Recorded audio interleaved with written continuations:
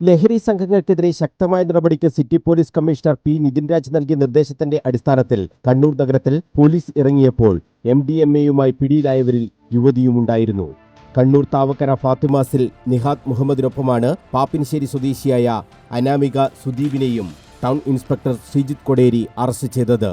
Kannur capital മാളിന് സമീപത്തെ ലോഡ്ജിൽ വെച്ചാണ് വെള്ളിയാഴ്ച രാത്രി പോലീസ് പ്രതികളെ അറസ്റ്റ് ചെയ്തത്.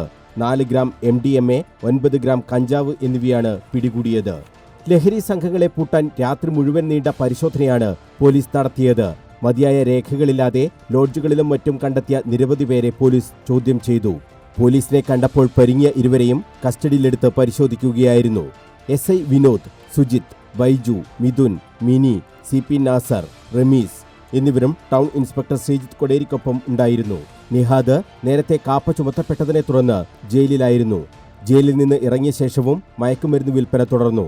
അനാമികയും നേരത്തെയും മയക്കുമരുന്ന് കേസിൽ പ്രതിയായിട്ടുണ്ട്. മയക്കുമരുന്ന് വിൽപ്പന സംഘത്തിലെ കണ്ണികളാണ് ഇരുവരുമെന്നാണ് പോലീസിന്റെ നിഗമനം. ലഹരി സംഘങ്ങളെ പൂട്ടാൻ ശക്തമായ നടപടികളാണ് കമ്മീഷണർ നിതിൻ രാജിന്റെ നേതൃത്വത്തിൽ സ്വീകരിച്ചത്. സിറ്റി പോലീസ് പരിധിയിൽ വ്യാപക പരിശോധനകൾ തുടരാനും നിർദ്ദേശം നൽകിയിട്ടുണ്ട്. അനാമിക ലഹരി സംഘങ്ങളുടെ വലയിൽ എങ്ങനെ എത്തി എന്നതും പോലീസ് അന്വേഷിക്കുന്നുണ്ട്. ഗായിക കൂടിയാണ് അനാമിക. ഈ പ്രതികളുടെ പിന്നിൽ ആര് എന്ന് കണ്ടെത്താനുള്ള അന്വേഷണവും പോലീസ് ആരംഭിച്ചിട്ടുണ്ട്. മയക്കുമരുന്നിന്റെ ഉറവിടമാണ് പോലീസ് അന്വേഷിക്കുന്നത്. പ്രതികളുടെ മൊബൈൽ ഫോൺ കേന്ദ്രീകരിച്ചാണ് ഇതിന്റെ അന്വേഷണം.